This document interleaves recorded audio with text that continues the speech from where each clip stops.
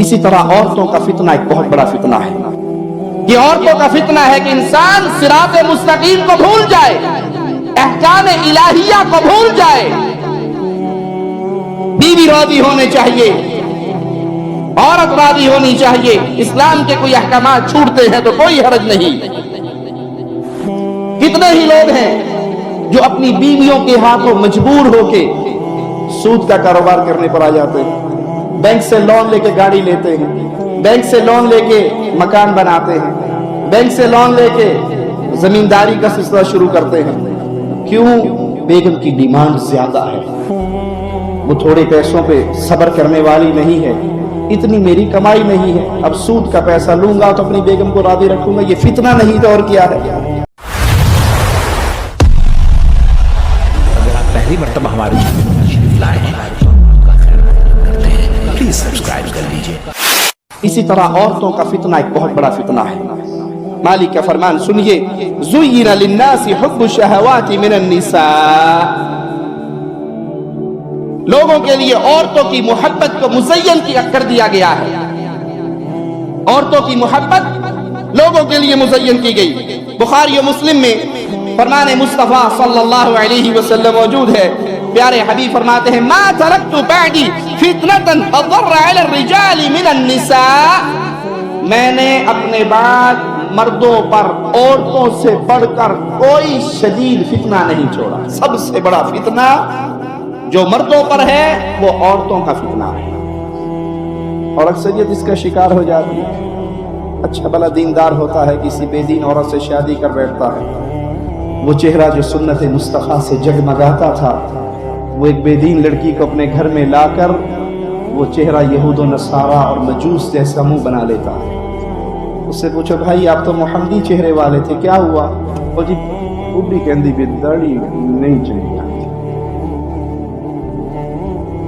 जिस बीवी ने आते ही आपके घर से सुन्नत का कत्ल करवाया है कि आपकी औलाद को खालिद इब्न वलीद के रास्ते पे चलाएगी, रज़ियल्लाहु अन्हु, उमर इब्न खत्ताब की सीरत पढ़ाएगी, सिद्दीक़ अकबर की राह दिखलाएगी, किस राह पे चलाएगी? आपके बच्चे हाय जमालो नहीं बनेंगे तो क्या बनेगा?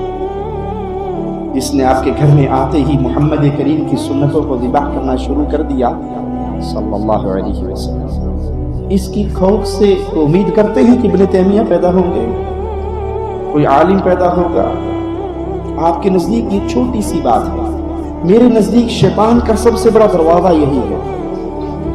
आप एक ऐसी औरत को घर में लाए हैं जो दीनी तसव्वुर को नफरत की निगाह से देखती है, अपनी औलाद की खैर मनाए। इसी की गोद में पलती रही तो याद रखिए, बुढ़ापे के अंदर मौलवियों के दरवाजों पे घूमते रहोगे, फजूल के धक्के खाते रहोगे, कोई तबीयत ही दे दिया, मुंडा बड़ा ही बदतमीज।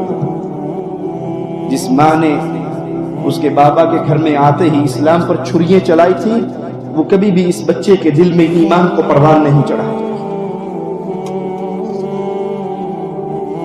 ये औरतों का फितना है कि इंसान सिरात मुस्तकीम को भूल जाए, अहकाम इलाहिया को भूल जाए। बीवी राजी होने चाहिए, औरत राजी होनी चाहिए। इस्लाम के कोई अहकाम छूटते हैं तो कोई हर्ज नहीं।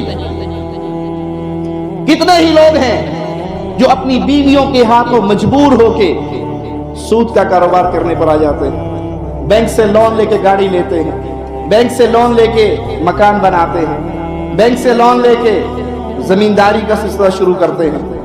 क्यों? बेगम की डिमांड ज्यादा है, वो थोड़े पैसों पे सब्र करने वाली नहीं है, इतनी मेरी कमाई नहीं है, अब सूद का पैसा लूंगा तो अपनी बेगम को राजी रखूंगा। ये फितना नहीं तो और क्या है। सही मुस्लिम में प्यारे हबीब मोहम्मद करीम सल्लल्लाहु अलैहि वसल्लम का फरमान मौजूद है, सुनिए, दुनिया हुल्वतुन खदिरा, दुनिया सरसब्ज और मीठी है। दुनिया की रंगीनी सरसब्ज है, बड़ी मीठी है। व इन्नल्लाह मुस्तखलिफुकुम फीहा, अल्लाह तुम्हें इसका जानशीन बनाने वाला है। फयंजुरु कैफ तअमलून फत्तकुद दुनिया वत्तकुन निसा, अल्लाह तुम्हें इस जमीन का जानशीन बनाने वाला है ताकि देखे तुम कैसे अमल करते हो।